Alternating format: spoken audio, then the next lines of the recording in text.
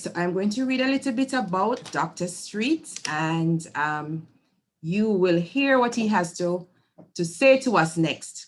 So Dr. Douglas Street is a general practitioner and works at the Trident Medical Complex in Montego Bay.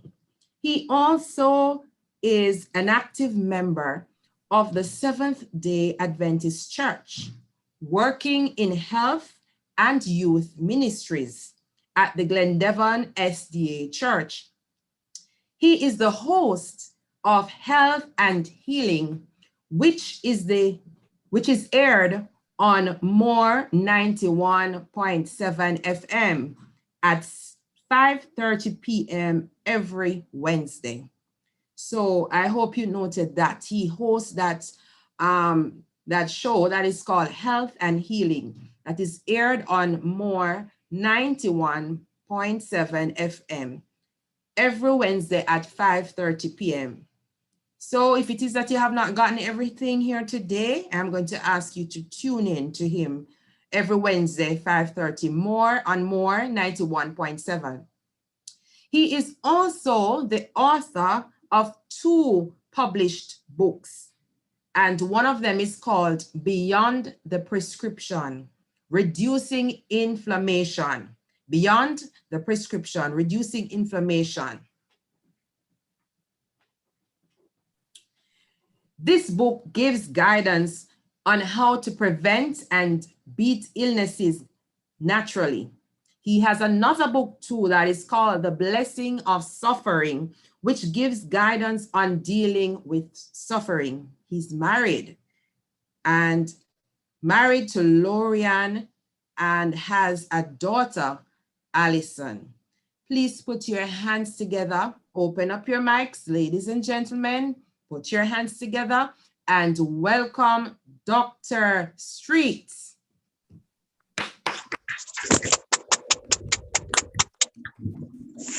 Dr. Street. Thank you, everybody. Thanks for your kind introduction. And it's a pleasure for me to be here. Today, we're going to be looking at some of the dietary changes we can make to help us move forward with our health. Now, I'd like to share my screen, possible.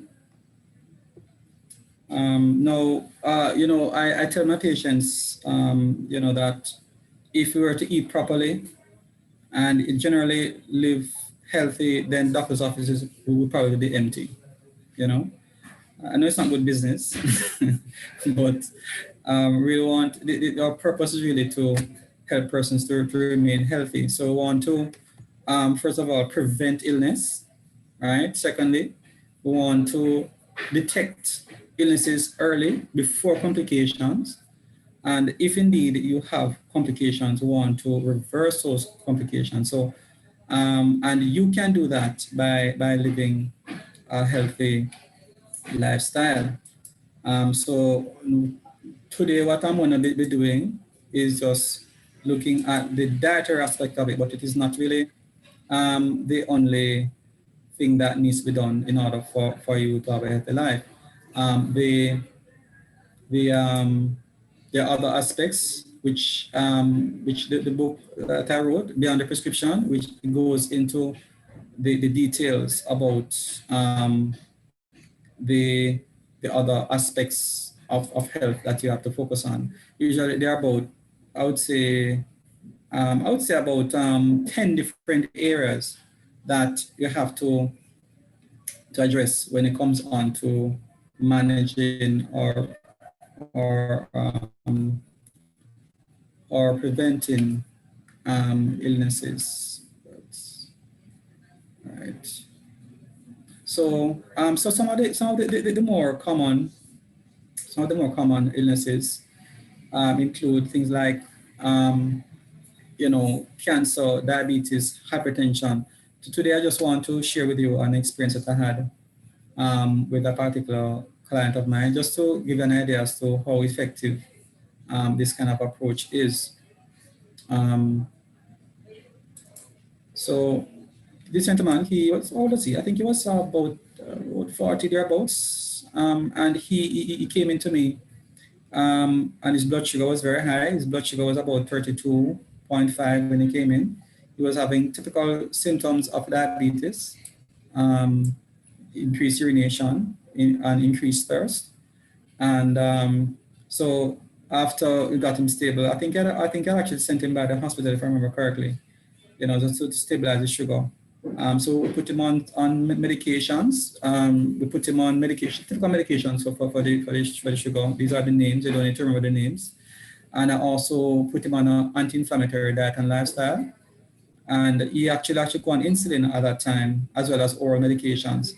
And I put him on some supplements as well, antioxidant supplements. So he was able so this was about August of 2018 to see there. And so during he actually works, he was a ship worker, so he was just there for a few months. So before he left, we were able to get him off his insulin and just to continue with his oral medications. When he came back to Jamaica in 2019, which was the following year, I remember him saying to me that he was here for about 5 weeks before he came to me, because he wanted to see what would happen with his sugar. His medications had run out. So he wanted to check to see if his sugar was going to be controlled off the medications. So I said, okay. So I sent him to get his sugar done, and it was 5.7. Now the normal blood sugar is between about 4 and 5.8. So he was off his medication for 5 weeks, and yet still he was able to maintain his blood sugar at 5.7, which is in the normal range, coming down from 32. 32 is actually pretty high. So he was able to come off his medication in the space of about a year. All right. So what are the things that cause us to get ill? So there is what I would call a triad, and that is genetics, and these include different genetic issues that may happen. And there's also injury, and this injury can be chemical. It can be stress as well. It can be trauma, radiation. These are some of the injuries that we have that can cause illness. And there's also inflammation. And there are different types of inflammation. There is acute and chronic, which means short-term and long-term, and there's infectious and non-infectious. 1 second, Dr. Street. Dr. Street, going well so far. Great. I'm going to unmute.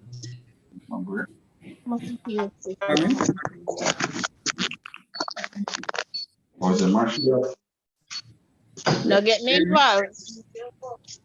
Can you hear me? Going to mute everyone, and then you unmute it. Right? You can now go ahead. Yes. Everybody else muted. Great. Okay. All right. So let me just explain to you what inflammation is first of all. Well, inflammation it's a reaction of your immune system, right? And so, for example, just give an example. So if you should get a cold, then you get things like coughing, stuffiness, you get joint pains, fever, loss of appetite. These are signs of inflammation. Well, that is what they call acute inflammation. It's a short-term inflammation. You also have a chronic inflammation or the long-term inflammation. And long-term inflammation can result from the kind of foods you eat, exposure to chemicals. It can lack of exercise, not enough sleep, the kind of foods you eat. So these are the things that trigger the long-term inflammation. And long-term inflammation is like you've probably heard Bob Marley talk about small ox fall big tree. Well, that is a chronic inflammation. It just keeps pounding away a little at a time until it breaks your system down. Now, inflammation can cause different effects on your body. It may cause damage, which we'll get into later. I'll get into that a little later on. But I said there's infectious and non-infectious inflammation. And sometimes persons confuse those two. So infectious inflammation is what is caused by infection. Non-infectious inflammation is not caused by infection, but caused by other factors, which we spoke about a while ago. And it's important to understand the difference, because if you were to treat the non-infectious type of inflammation with antibiotics, it can actually make the problem worse. So it's important to understand the difference between the two. A lot of times persons get antibiotics when it's a non-infectious inflammatory problem that they have. And then you have combinations. You have persons who have a combination of different types. And most people will not have just one source of inflammation. Usually they have multiple sources. So when you're trying to treat their problem, it's important to understand what is causing the problem, so you can know how to solve it. And what you want to understand is that we don't get ill by accident. Any illness that you have is a reason for it. There's always a reason for your illness. So if you have diabetes, there's a reason why you have diabetes. If you have arthritis, there's a reason. There's always a reason why you get ill. So it's important to understand what it is that causes illness, right? So inflammation can cause damage, and which can be acute or chronic, can cause damage to your joints, for example, which is what we call arthritis. And it can also cause interference with different systems in the body. It can affect your hormones, your blood pressure, your circulation, your nerves, So it may affect how the processes of the body operate. It can also affect the healing. And for example, keloids is one example of what inflammation can do to the healing process. And another example is if you should get a back injury, a spinal injury to your spine, then for example, you may have fallen down as a child, fall on your bottom, or you may have had a motor vehicle accident 10 years ago. That damaged area then can become, inflammation can cause further damage to that area rather than heal it. And then this can cause arthritis later on, so this is how inflammation can cause it. And these are some of the areas that you can use to affect your health, that affect your health and inflammation. There are dietary factors which we're going to be focusing on today, but the other factors like exercise, we're going to get into those so much today, but exercise, fluid intake, healthy sunshine, being temperate, air quality, rest, and religious and social involvement. So these are some of the factors that we use that affect inflammation. And also to add another one, which is supplements. Supplements are a very important part of controlling inflammation. And these should be preferably nature-based supplements, things like probiotics and reishi mushroom, coenzyme Q10. There are a whole heap of different omega-3. There are a lot of different antioxidant supplements that can be used. So now we get to the matter, so to speak. We look at the diet, focus on the diet mostly. Now, there are different aspects that we want you to focus on. So there are four. If you look at what we call the food plates, there's that shows how much, what proportion of food you should be having in a particular area. So carbohydrates, as you know, can be like yam and banana and so on. Now, so this is where you should get about 25% of your dietary intake. And this should preferably be whole grain, right? So for example, rather than going for white rice, you go for brown rice. And you have other types of rice like black rice and red rice and so on, which you can use as well. And the other types of whole grain like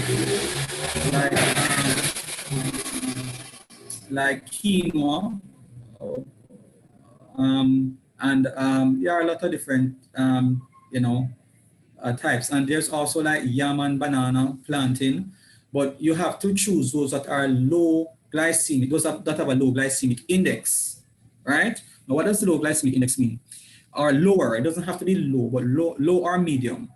So glycemic index is how much a particular food will send up your blood sugar. So it usually goes from 0 to 100. And if it is 70 or over, it is considered as being high, right? Now, it's very important to understand this principle, especially for persons who have chronic illnesses, especially diabetes. Diabetic persons should not have high glycemic foods. Now, you'll be surprised at some of the foods that are high glycemic. Give us some examples. Pumpkin is high glycemic. Pumpkin's glycemic index is 76. So what does that mean? That means a diabetic should not be having pumpkin, unlike what most persons have heard. Irish potato, high glycemic as well. That's the glycemic index of that's about 72. White rice is about the same. Dasheen is about 76 again. Cassava is very high. It's about 92, 93 thereabouts. So it's very, very high. and also if you compare that to sugar, for example, sugar, brown sugar, the glycemic index of sugar is about 68 to 70. So what we're saying is that pumpkin will rise up your blood sugar more than the sugar used to sweeten your tea. And it's something very important to understand. Irish potato as well. Another misunderstanding that persons have is flour. Flour, wheat flour. When I say wheat, I mean whether whole wheat or white or white flour. They are both wheat flour, right? So you have whole wheat and you have white wheat flour, right? Now, whole wheat flour has a same glycemic index as sugar. In other words, whole wheat flour, let's say you get a sandwich whole wheat flour bread, that will send up a sugar just as much, that will send up a blood sugar just as much as the sugar that you put into your tea. And white flour is worse. So the glycemic index of whole wheat flour is about 68, they're about 68 to 70. And white flour is about 72, 73. So it's not much different. So white flour, the glycemic index of whole wheat flour and white flour are not much different. All right? So if you're gonna use flour, you have to use like spelt flour or rye flour. Those are the best flour to use if you're diabetic or if you want to cut down the glycemic index of your food. All right? It's also important to get grains that are coarse textures. So for example, if you're gonna get cornmeal, get the coarse cornmeal, the one that they can see the grains. If it looks like flour, then don't have that one. The ones that are fine in texture usually send up your blood sugar. Also make sure that your foods have a fiber.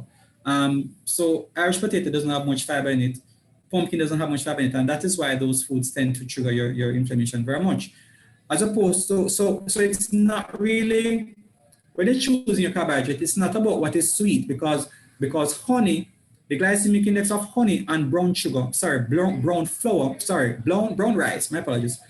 The glycemic index of honey and brown rice, they're about the same. So honey glycemic index is not very high, even though it is sweet. Prunes, even though prunes is sweet, the glycemic index of prunes is about 30, which is quite low.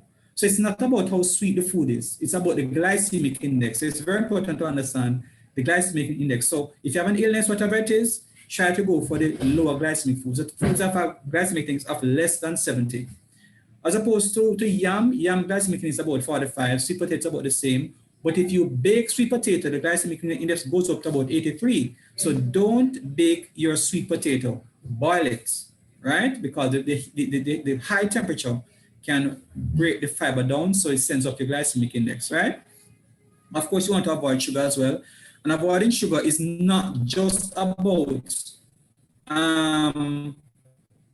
it's not just about added sugar, right? It's about some foods that have sugar in them naturally, right? And it's not just for persons with diabetes. Some persons that think it's only diabetics should avoid sugar, but sugar should be avoided in hypertensive as well. You understand? So it's important to understand that sugar triggers inflammation, as we're talking about. So it's best to avoid it, even for arthritis, even for migraine. Sugar is something that is not good for any condition at all. All right. Next thing, the proteins. Protein should be about 25% of your diet as well, just like the carbohydrates. And we should limit the amount of animal-based foods, especially the processed foods. So things like sausage and frankfurters and saltfish. Saltfish and salt mackerel, those are processed foods, and even though it's our national dish, you know, it's not good for us, right? So it falls in the same category as the sausage and frankfurters. So avoid the saltfish and the salt mackerel, especially if you have a chronic illness. Now, some persons, like they're hypertensive and they are too, like they must have saltfish. So what do those persons do? They take the saltfish and they boil out the salt, might boil it 2 times and say it's okay. No, it is still not okay, because the main problem with the saltfish is not the salt, but the fish. The fish has been damaged by the salt. So it doesn't matter if you take the salt out, you can't undamage it. You understand? It's still going to be processed food and it can still affect your blood sugar. So don't think you can boil out the salt and it's okay. No, it's never okay. Once it is saltfish, it condemn. You could say it condemn. You understand? So don't have a saltfish, don't have some mackerel, none at all. It's best to, if you're gonna have any meat, it's probably should stick to just fresh fish, unfried fresh fish, right? And steamed fresh fish, that is better, but it's best to avoid all animal-based foods. And this includes dairy products, except yogurt and keef, as you can see here. Those are fermented dairy. It's not as bad as the straight milk. And you know, some foods contain dairy, they have it. Not all nuts are good. Peanuts are not healthy. Baked or roasted nuts are also not healthy. So if you're gonna have nuts, avoid the peanuts and avoid like roasted cashew. You can have raw cashew, but don't have roasted cashew or baked, right? And you should also try and avoid the chicken, the shellfish, red meats, and say the processed ones and the salted ones, right? We should also ensure that we get complete proteins. Now, this is important for persons who are vegan, right? So what I mean is that most plant-based foods do not have complete proteins. What does that mean? There are about 9 essential amino acids. Most plant-based proteins don't have all 9. So you have to combine them to ensure that you get the proper combination. So for example, you could have peas and beans, nuts and seeds. You don't have to have them at the same meal, but make sure you have it during the day, right? So at different time of the day. So if you can have like one of them in the morning and the other one with your other meal, right? And then you get that complete. But for example, rice and peas will give you all your amino acids, all essential amino acids. So it's like a complete meal right there in terms of, you know, carbohydrates and proteins, right? But usually you have to combine the peas and beans. Let's say one hand is the peas and beans, next hand is the nuts and seeds, right? So you must make sure that you have both hands to ensure that you get all the essential amino acids, right? Fruits should be about 20% of your intake, and I normally recommend to persons to have your fruits with your breakfast, not for your breakfast. So your breakfast should be composed of fruits plus other things. As you know, the breakfast is the most important meal of the day. Some people say that they don't feel to eat in the mornings, but remember this: your food is like your medicine, and the same rules apply. You're not going to take too much medicine. You're not going to take too little. There's a certain time for you to take your medication as well, and you don't combine certain things also, right? The same thing. I don't recommend that you combine your fruits and your vegetables. So it's best to have your fruits with your breakfast and vegetables with your lunch, right? So that's it. Just look at it the same thing as how you use your medicine. So it's not a matter of when you feel like taking the medicine. Is it time, you know, you have time to take your medicine? So have your breakfast and other meal, right?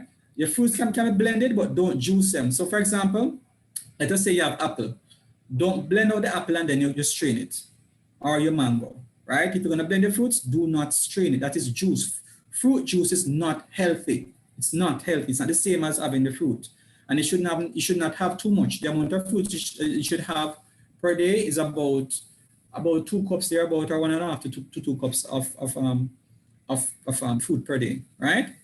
And it can be dried. So like prunes it's okay to have dried prunes. So dried fruits like prunes and raisins, those are okay as well. Doesn't all have to be fresh, right? But make sure you have fresh fruits along and have a variety of fruits also, right?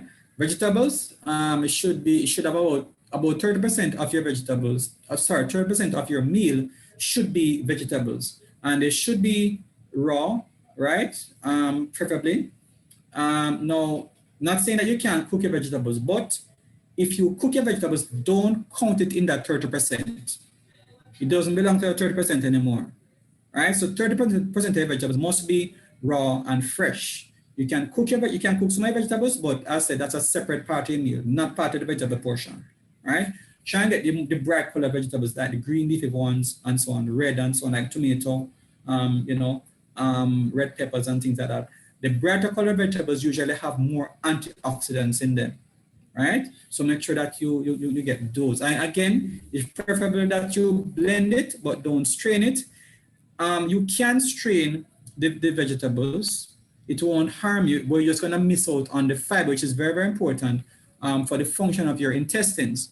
So it's best not to blend not to strain off your vegetables. So don't get a juicer.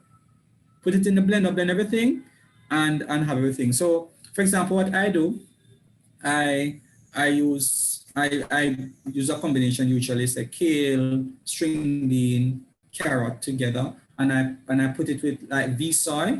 Let me just mention that. Now the soy issue is a controversial one. I just want to clear this up. Most soy products are not healthy, right? But not all of them are unhealthy, right? When you're getting soy, it's important to get the whole soya bean, right? Most soy drinks, for example, will have only the soy protein isolate. It's not good to take out, components of food and use it by itself. They are put in there for a reason.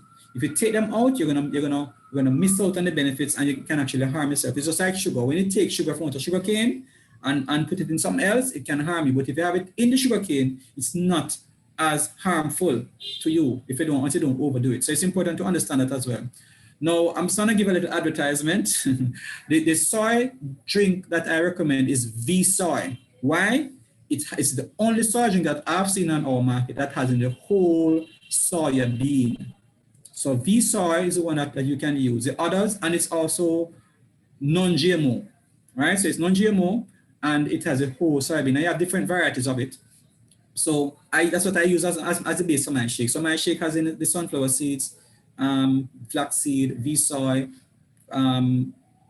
carrot, kale, sometimes string bean, and blend it together, and I have that along with my lunch. That's how I have my lunch. I have my lunch separate from that now. I'm a vegetarian, by the way, so I'll have rice and peas and stuff along with that. So so you can have that, all right?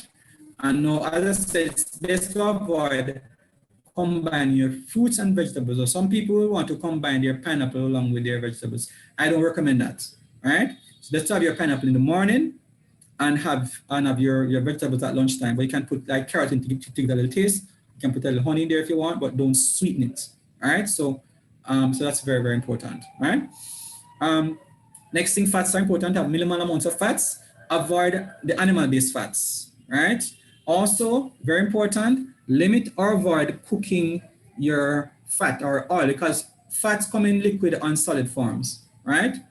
Usually the animal-based fats are solid, and the plant-based ones are usually liquid at room temperature, right? So it's best to go for the animal-based fats or the oils, right? And it's best to also avoid cooking your oil, right?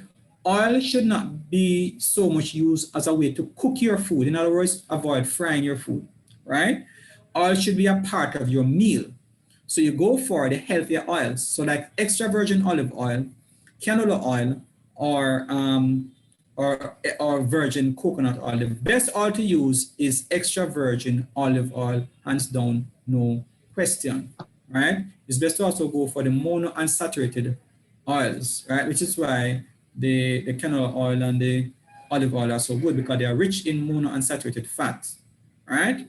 I said go for virgin or extra virgin, and it can be added to your food. I usually use canola oil. Most of the time it's canola oil because canola oil doesn't have much of a taste and it's very resistant to heat. So you can add it, so you can put it in anything you want. Even, for example, this morning, I had some, what kind of porridge did I have this morning? I had some plantain porridge this morning. And in my plantain porridge, I put a little canola oil, right?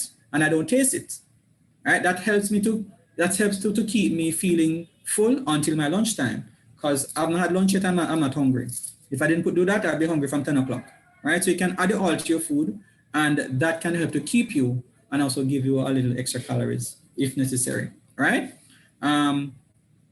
So that is something I want you to look at. So your oil should actually be part of a meal, as I said, not a way of cooking your food.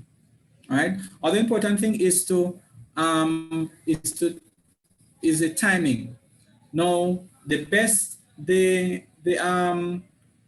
the best number of meals to have per day is 2 meals, not 3, right? 2 meals, especially if you have a chronic illness like diabetes, you have 2 meals a day, and that's your breakfast and your lunch, not your dinner, right? Dinner is not a meal that we should have on a regular basis. We should avoid it as much as possible. And so you have your breakfast in the morning and then lunch, say between 2 and 4 o'clock, right? But try and have a good lunch, depending on your intake, your needs. No, person like me, I eat a lot. My body burns a lot of calories, so I have to eat a lot of food, right? Other persons, they don't burn as much calories, so they don't need much. You have to tailor your caloric intake based on how much calories your body needs to maintain itself, right? You should also space your meals by 5 hours. Snacking is not healthy. There's no such thing as a healthy snack. There's no such thing as a healthy snack. All your food should be consumed in your meal time. So not even fruit should be had between meals. You should have your fruit with your breakfast, as I said, not before your breakfast or after your breakfast, with your breakfast, and no more eating until your lunchtime, right? And it's best to eat early in the morning. Avoid eating after 6. I said the best time to have your second and last meal should be between 4 and 2 o'clock. And that is very helpful. Especially if you have a chronic illness like hypertension or diabetes, your last meal should be between 2 and 4 o'clock, right? Breakfast should be your main meal, as I said, right? Fasting is also very important. And you can do what we call intermittent fasting. And fasting can be done by almost everybody. There are very few people who can fast, including diabetics. Diabetics should fast, right? I know many persons think a diabetic must not fast. Many persons also think a diabetic must have 5 meals a day. Having 5 meals a day will worsen your diabetes, right? Yeah, I know you've probably been told by many persons, including some of my colleagues, that you must eat between meals if you're diabetic. That will worsen your diabetes, and research has actually shown that. A diabetic should eat no more than 2 a day, and they should do fasting sometimes. It doesn't have to be a complete fast. It can be like a vegetable fast. So maybe 1 or 2 days a week, they have just vegetables on those days. And fasting helps to improve your diabetes. Helps to improve your diabetes. So it's very important to do fasting sometimes. So it's important to get guidance when doing these things. I don't recommend that you do them on your own.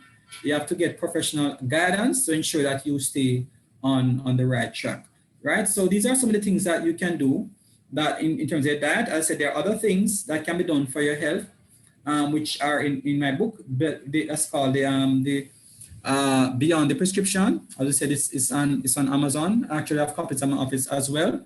It can help to give you some more information about your diet and also the other aspects of your health, like what type of exercise to do, much water to drink, what chemicals to avoid, how to improve your air quality, how much rest to get, all of those things. So what supplements you can use, it has all that information. And you can use this approach to help to not just prevent illness, but you can actually correct illnesses by following this lifestyle. There's another patient that I had recently. I would say she was hypertensive. Her pressure was very, very high, 200 over 100, which is very high. And the last time I saw her pressure was basically normal. She had been off medication now for a long time. So you can use these things to reverse your illness. Whatever illness you have, once you get the right approach, just like the presenter earlier, you can do quite a lot because your body can correct its own problems most of the time, not all of the time. But most of the time, your body can correct its own problems if you know how to treat it and how to correct these problems. Cooking method is also important. Best to consume your food raw where possible. Avoid frying, as I said. Roasting is also should be avoidable. Should be avoided because when you roast your food, you expose it directly to the heat, and that exposure can cause the formation of cancer-causing agents. So roasting is not really a good way to produce your food. Broiling, also barbecue, these things can damage your food. Baking also, certain foods should not be baked. So for example, your sweet potato should not be baked, it should be boiled. So boiling and steaming, those are the preferred ways when you're cooking, but when you don't have to cook, you have it raw if possible, all right? Right, so that is my presentation. And the floor is open for questions.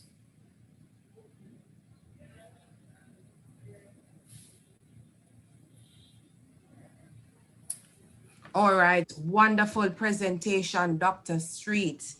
I learned so much. I'm just a little concerned now that this requires a lot of discipline, which, you know, I think as people we lack. So I thought I was eating healthy and I thought I was trying, but boy, there are so many other things that I need to be doing. But I'm sure I will get them over time if I practice. So I thank you so much for the information. I'm just going to ask persons to just raise their hand and I will identify you and you can go ahead and ask your questions. In the meantime, though, I am going to remind you that if you do have a condition and you would like some help to work on it, that you contact Dr. Street, and his number is 377-6381.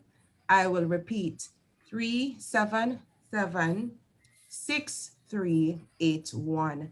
I will also type it in the chat so you can get his number and make contact with him. Try to get that book that he has, because maybe even if you do not have the condition, I'm sure all of us know somebody who has, you know, diabetes or high blood pressure, which are the top two diseases that we have here in Jamaica. So I'm going to encourage you to reach out to him and to get his books and see if you can help somebody if it's not yourself. So the floor is open for questions. Ron Jones has a question. Ron Yeah. Jones has a question. All right, go ahead, Ron. Good morning, everyone. Morning, Doc. Good morning, sir. I just wanted to ask, I know that a large part of your presentation, you know, would be looking at persons who may be diabetic, but can we also take it as a rule that if you are not diabetic, this kind of a diet and principle towards dieting may likely prevent you ever having diabetes? First of all, let me correct what you said. That is not merely for diabetes, it's for everybody. Whether you're healthy, whether you have hypertension, arthritis, it's an anti-inflammatory diet. So it will help diabetes as well as any other condition that you have. Got you. All right. That answers my question then. Thank you so much. All right. There are persons who are interested in getting the book, Doc, but they're not all in Montego Bay. So Ron, I'm going to ask you to lower your hand. So persons are asking, how can you get the book? I know you had said Amazon, but how else can they get the book? Well, anybody else who wants a copy, they can give me a call, because I actually have copies at my office. So if they need to get it, then it can be sent. So that can be arranged as well. All right. Okay, great. And if it is that you're having a challenge getting through to him, you can also reach out to me and I will know how to find him and I will help in you getting that book as well. My number is 876-564-0492. So that's 876-564-0492. You can reach out to me as well and I will help you to get that book from him. All right, Dr. Street, I'm going to ask you a question of my own as there's another hand. Let me allow that person to go ahead. So O'Neill, you're up. You can go ahead and ask your question. Good evening, everyone. Doctor, thanks for your presentation. It was very, very, very eye-opening. You mentioned in Jamaica, we're renowned for jerk chicken, jerk pork, etc. But you mentioned earlier that roasting or grilling, would that be in the same category as jerk, in the same sense, where you said that technique is actually dangerous and can cause cancer? Yes, that kind of cooking, when it expose food directly to flame, it has been shown to produce carcinogens or cancer-causing agents. So it's not healthy with cooking at all. So it's best, as I said, you either steam or boil. That's the most appropriate way to cook your food. And we don't really encourage the pork or the chicken either. So, right. But yes, it's not a healthy way of cooking. That when you expose your food to flame, it combines with the oxygen in the air and produce harmful substances inside the body. So it's not a healthy food. It's not a healthy way of looking after your food. Wow, that's eye-opening, because for most of us who say we're staying away from actually frying, we would look at that as a healthy alternative. But you're saying that it's not. Yeah. Yeah. There are many misconceptions out there about proper eating. It's not something, unfortunately, that most of us, even some of us in healthcare, but that is very, very powerful. As your earlier presenter showed you, that is very, very powerful. But we have to know how to do it, right? Because if you don't know, you might make the wrong choices.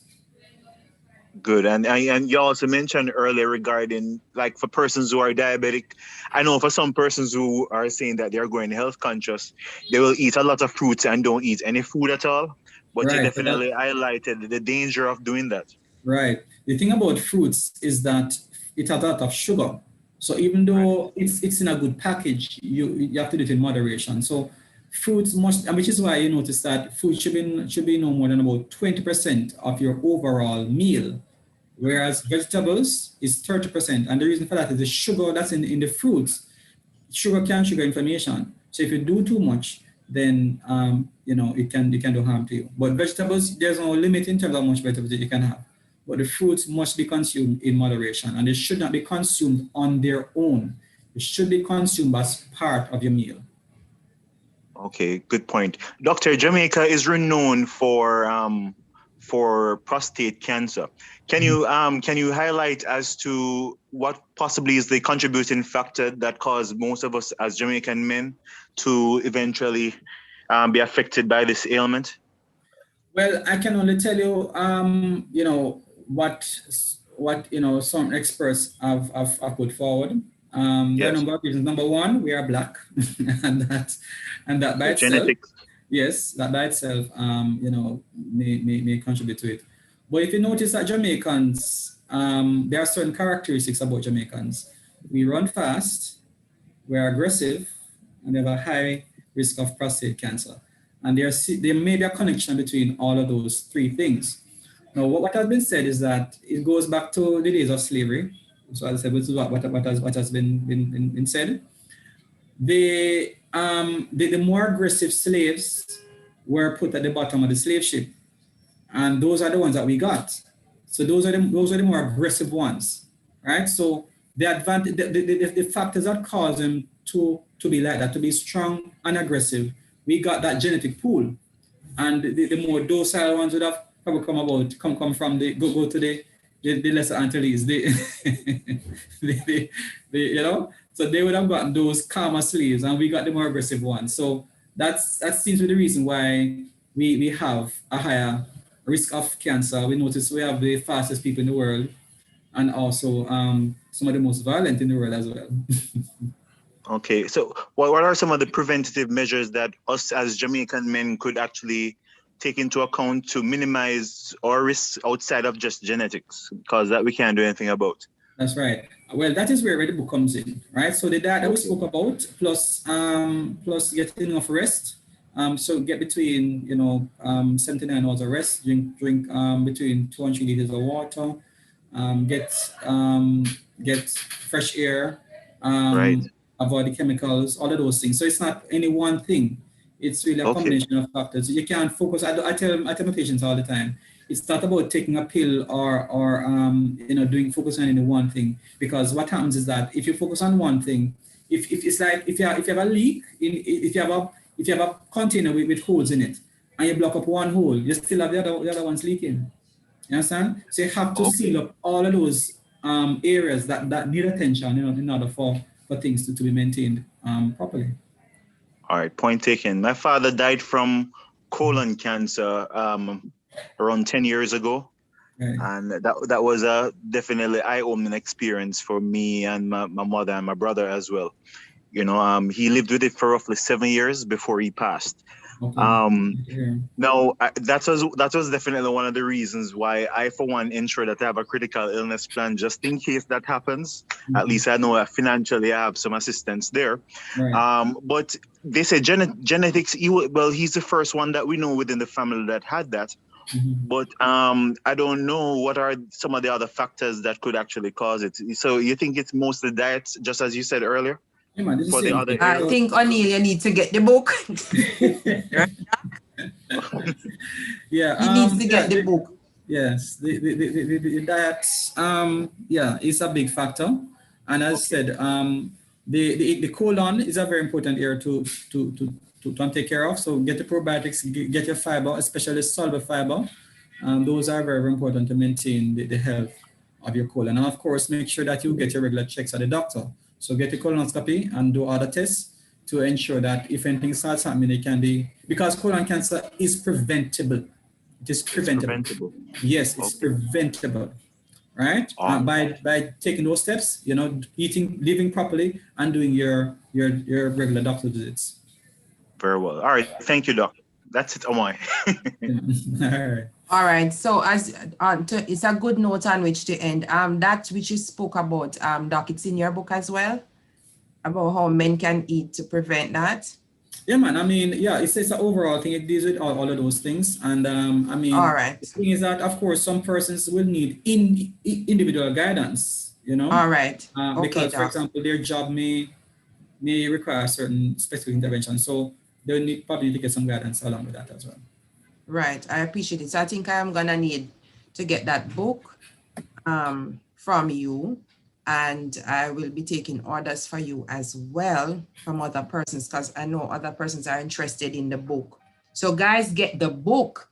If it's not for you, you can get it for somebody as a gift. I think it would be a wonderful gift for somebody. All right. So we're running out of time. Dr. Street, we just want to thank you ever so much. We are always calling on you, and your answer is always yes. We really, really, really do appreciate that. I know that you have to get back to your practice. So I just want to say thank you. Thanks, Emil. Welcome. The floor is now yours. Thank you, Ms. Amoy. Thank you to your fellow colleagues. I've been here listening to you, and I said, wow, Amoy is someone I would love to have in my corner. What a sales lady. So it is my pleasure to be here with you again today. And we'll be looking a little bit on the topic of financial stress, as I've been asked by Mrs. Matthews Smith. I'm just going to jump right into it. I am seeking permission to share my screen. Go ahead. You have it. All right. I am okay, so share screen. I am only seeing the option for the, all right, share. I'm only seeing your picture coming up. I'm only seeing the Zoom interface coming up. All right, so here we go. I'm good. I tell you, still learning technology. All right, so we're going to see how quickly we can move into looking at financial stress. We're going to do so now. All right. So a quick definition, financial stress. It can be described as worry brought about by financial pressures. And I'm not just talking about a concern. I'm talking about worry. And for those of us who may have experienced some form of financial stress in the past, or might be experiencing a little bit now, we know what it can do to us, and we look a little bit at some of that. But let me just say to you that I'm happy to be presenting on something that I have gone through, so I know what it is like to really experience financial stress. But before we do that, though, we have been doing quite a bit of listening to something very informative. And I'm going to ask us, are you seeing on your screen a little mental activity? Yes, we are. All right. 1 minute. We're on the clock. 1 minute. I'm going to ask you to just tell me what you think the answer to that is.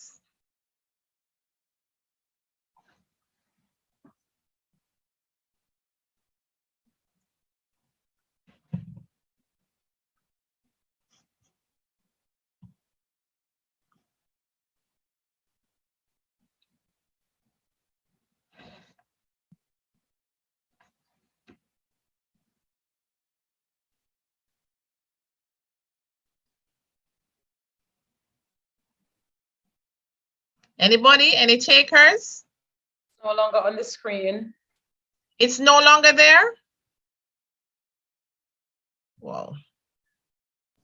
No, it's no longer there. Share your screen again. I'm gonna try to do that. Yes. All right, so here we go again. All right, it's there now, right? Are we seeing it? Yes, we are seeing it Yes. now. All right, so I'm asking someone to give me the answer to the question at the bottom.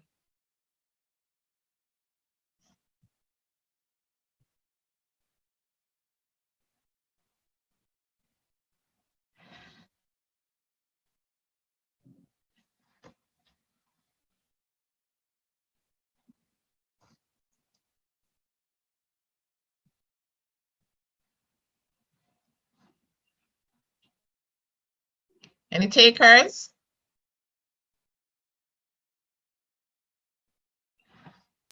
Looks like stress. Could the answer be 20? All right, so we have one answer, 20. Does someone else want to try? Somebody else said 12. I'm watching the chat. I'm helping you to monitor. Thank you so much, because all I'm able to see is my screen. So thank you so much for the help. Right. All right, Another, so 20, another 12, person says 25. 25. I say 12. You say 12. All right. So, and of course, I'm going to include stress. Somebody said stress. All right. So I asked us to do this exercise for two reasons. One, to break a little bit from the mode we had been in, and two, to engage us a little bit as we look at financial stress, because as your colleague said, it's quite interesting. So at the top, we have 3 pairs of sneakers, and within reason, we can say that each pair of sneakers is valued at 10. Then we go down to the second row, we have 2 male figures or 2 figures and a pair of sneakers. So if the sneakers were 10 and the 2 people are 5 plus 5, we say 5 plus 5, 10 plus 10, 20. Then we go down to the cones and we see where we have 2 sets of cones plus the man who we knew before was valued at 5. So 5 from 13 would be 8. So we assume that the 2 cones are 8, 4 plus 5 to give us 13. And then we go down a little bit further and we now have 1 foot of sneaker. So it's no longer 10, it now becomes 5. We have a man, but this time he's holding 2 cones and he's wearing a pair of sneakers. So the man is valued at a pair of sneakers, which is 10. He's holding 2 cones, that's 4. And his value is 5. So we have him valued at 19. Then we have one single cone to the other side. So if 2 cones were 4, 1 cone would be 2, right? And then we follow the basic law of calculations that we encountered in high school. So we multiply before we add. So the man is 19 with all his trappings times 2, which is 38, plus 5, which is 43.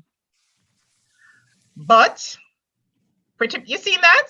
Are you all seeing how we got to that? Are you still with me?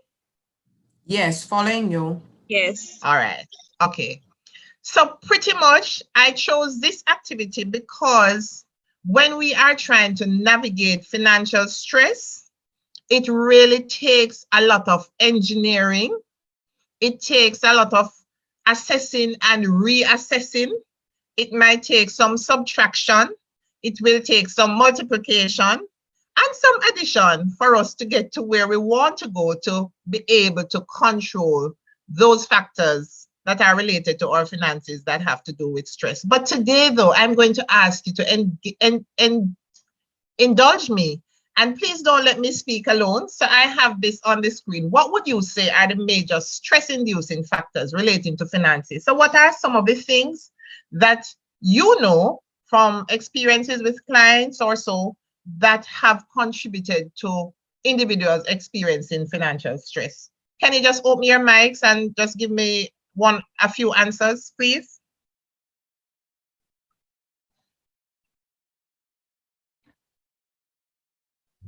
Not earning enough salary.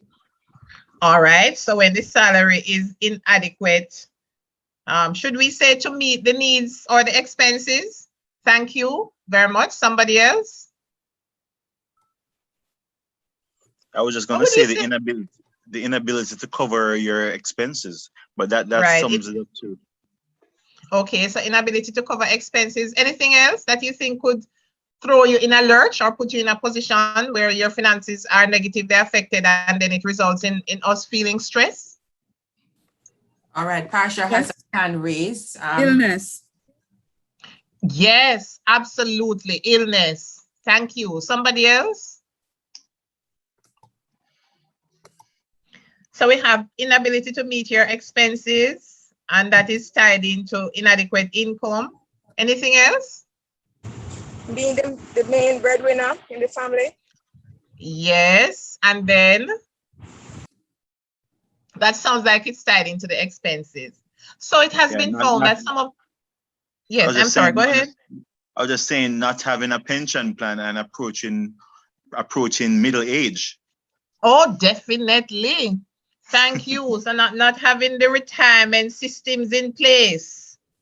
All right, so some of the major factors have been found to be loss of job, one of the very main ones, reduction in income, increase in expenses. So you might have been able to manage on a particular budget or salary, and then the expenses start increasing, cost of living start going up. I don't know how many of us have been going to the pumps and have been seeing the difference in what it costs to fill our tanks now or to half our tanks versus 3 months ago. Anybody having an experience like me? Or am I the only one having an increased cost for putting petrol in my car? So rising cost of living, I can't see you in the chat, so it would be only if you open your mic so I can hear you. All right, major illnesses, as someone says, a good sheet of illness hit someone in the family or hit you and you were not prepared for that. And wham, even the savings that you may have had, you find is being wiped out, or there might have not been significant savings. There might not have been a critical care plan in place, and it results in the individual feeling stress. All right, a major incident or event. So I don't know, but I think a lot of Jamaicans don't buy, say, home insurance. And you're going on and you're believing that, okay, all will be well. You insure the car because it has to be insured to be driven on the road. So we are relatively protected where that is concerned. But when it comes to our home and the contents, I don't know what percentage of Jamaicans actually do that. Maybe it's something that you can do some research on as financial advisors if you have not done so. But you have a major thing like Elsa, who just passed by the other day, or can be even more critical or serious than Elsa. And our homes are damaged, or part of our homes are damaged, roofs are damaged, roof is damaged, and we don't have the wherewithal to address the situation for reconstruction or so. That I think is major stress. And also debt in general. So credit card debts, student loan debts, other debts that we may have, higher purchase debts, can result in us experiencing financial stress. I don't want to say financial stress, stress related to our finances. It is said that it is not the money that actually produces the stress. It is the value that we place on it, or the meaning that we attach to it. And you know that for some of us, it's a case of not having enough, but there are also people who we would say seem to have more than enough, and they are still experiencing stress related to finances. So I had this quick exercise I wanted you to ask you to look at. Rate the following money values on a scale of 0. So it has no value to me, to 10. It is extremely valuable to me. What does money mean to me? Does it mean material acquisition and possessions? Does it mean sensual experiences such as fine dining, going to a hotel, spending a weekend, going yachting, that kind of thing? Does it mean opportunities? Does it mean education, comfort, avoiding unpleasant tasks? So for example, recently I learned that there is a service in another part of the island where individuals in offices who have certain tasks to do can pay somebody else to do those tasks. You avoid having to do it. It may include waiting. It may include going to a place that you don't want to. So because you can afford to, you pay somebody to do it. Something as simple as washing our cars. Most of us don't take pleasure in washing our cars. For example, I know that when I try to wash my car, when I'm through and it looks like I'm doing an awesome job, when I'm through and look at the car, I'm like, what did I just do? So does money mean somebody else is able to do it and I don't have to do it? Does it mean security? I heard one of the agents mention the critical care plan, having acquired it some time ago. That kind of security that hedges us against some kind of misfortune or an event that we would rather not go through. Is money tied to our self-esteem? And it is said that a country like Jamaica, our self-esteem is often tied to our possessions and our position. So the more possessions we have and the higher we perceive our position, is the greater the level of self-esteem we may have. That is not so in all jurisdictions. Does it mean time liberation? So because I can pay to have somebody do something, I'm liberated, my time is freed up. Does it mean for me leaving a legacy? Is it an aesthetic for me? So we talk about retail therapy, where individuals who are down or not having good experiences go shopping and they feel better in the short term, but then down the road, it might not be good for them, or they might end up feeling worse. Is it influence and power? Is it status and respect to others? So as it is there on the scale, what is the value of money to me? And depending on what the value of money is to me, it could also mean how stressed or not stressed I'm going to feel or experience, depending on what is removed in terms of the value to me. So very quickly, when we experience financial crisis of any sort, there are some psychological effects and there are some physical effects. It has been found, in my last presentation to you, I mentioned a little bit about stress generally and the percentage of population it was found in the American society that say they experience stress. But they broke it down even further. And in the 2020 survey on stress conducted by the American Psychological Association, they found that 64% of individuals expressed having financial stress. That's a huge figure, 64%. So if 64% there, and I don't know, possibly similar figure here, are experiencing stresses or stress coming from financial matters, then what are the possible effects? Two of the most prominent effects are increased risk of depression and heightened levels of anxiety.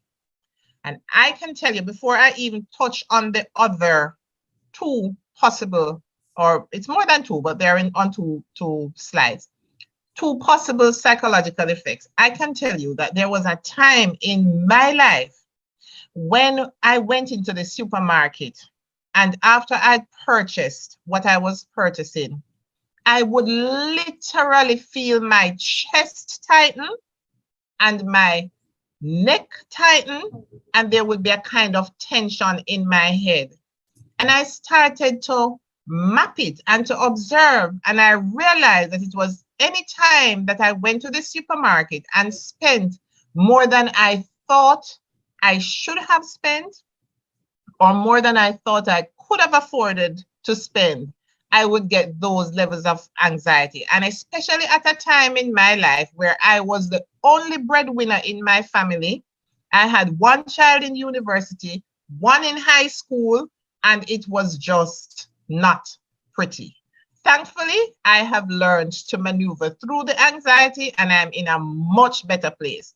So I speak to you from both a theoretical perspective today and a personal perspective.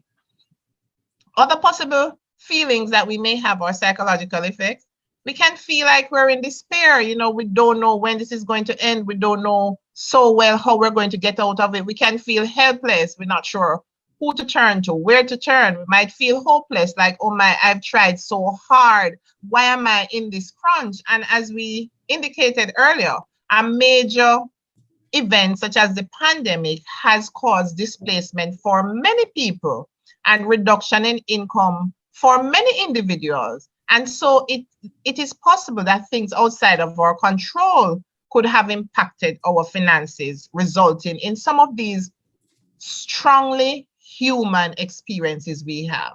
Feelings of fear and also relationship problems. I don't know, I wish I could see all of you just now to ask or to, you know, to see, get an indication. If you have financial problems that are causing worry for you, how it can just affect your relationship. For one thing, a lot of people get frustrated, and because of the feelings of hopelessness or despair or anxiety, we are not as patient or as temperate with those with whom we have to interact, especially those at home. And those are usually the people who get the brunt of our, whatever we're experiencing that's not good, the people who are closest to us. And when that happens, we can in fact experience relationship problems. I once heard or read of two individuals whose husbands lost their jobs. And one individual, one of the ladies, would get up every day and say, when are you going to get a job? When are you going to get a job? You need to look a job. You need to look a job. We can't function like this. We can't function like this. And it was just anxiety and tension in that home. And it eventually led to a breakdown in their relationship. There was another lady whose husband was in a similar position, having lost his job. But what that couple did instead, what she did, she found a way for them to do something to earn an income. It was not in Jamaica, but they went out, and it was in a country where they did recycling of materials. So they went out along the highways and they started to collect like plastic containers, plastic bottles and so. And they actually made an income from it. And by doing so, they actually strengthened their relationship. So relationship problems can come from how we look at the situation and how we address it, but it can definitely happen. All right, some of the physical effects, one of the most common ones is sleep difficulties. Some on your mind, you can't sleep. Or if you fall asleep, you wake up in the middle of the night, and the first thing that comes to your mind is the thing that is on your mind. Something on your mind, it affects your eating. You don't eat as well, or you eat too much. So you can experience weight loss or weight gain.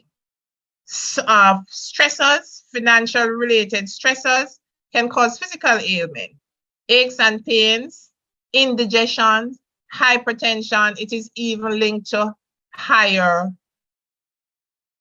occurrences of diabetes. So stress is no joke, and financial stress is no joke as one type of stress. All right, now here is the irony of the situation. So we experience financial problems and we are caught in this vicious cycle. We get anxious, we might get achy, we feel helpless, we feel like we're in despair. That in turn impacts our mental health, which when our mental health is impacted and is declining, it makes it harder for us to manage the money. So it makes it harder for us to do the things that we need to do to manage our money. And that in turn can lead to heightened financial problems. So the idea is to get off of the treadmill of this cycle or out of the cycle. All right, are we still there?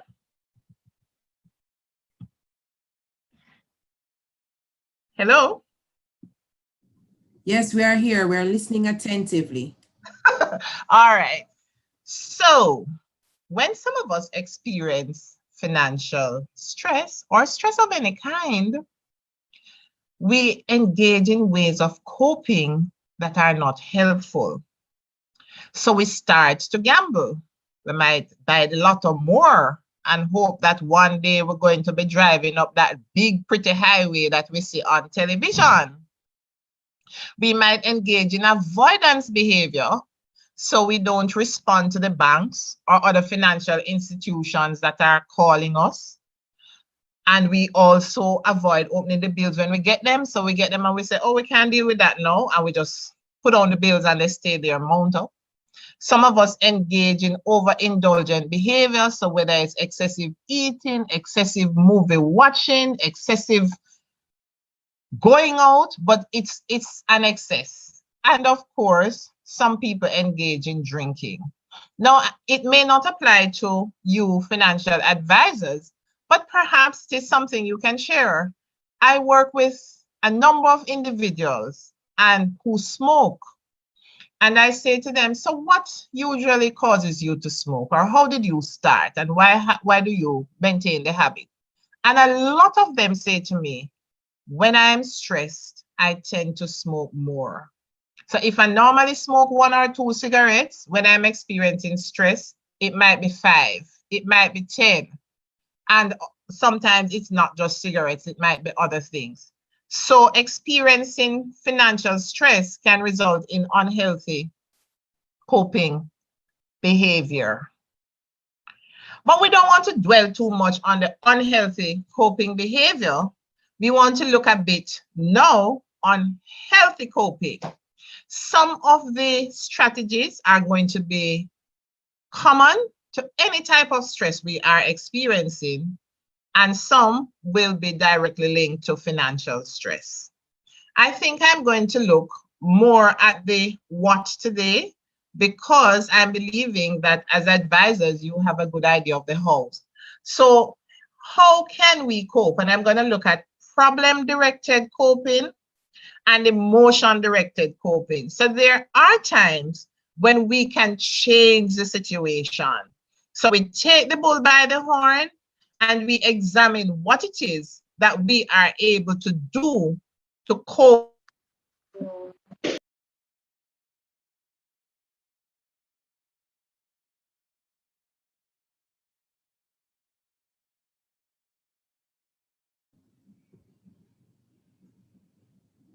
Yvette, I think we lost you, not hearing you.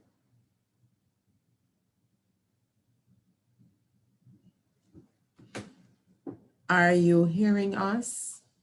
Yvette, are you there?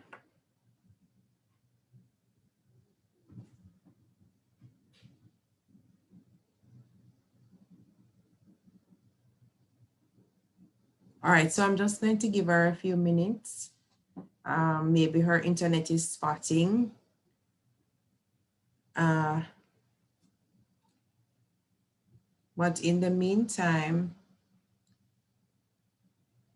I want you to think about questions that you may have for her, so that when the time comes for questions, that you are able to post or pose your questions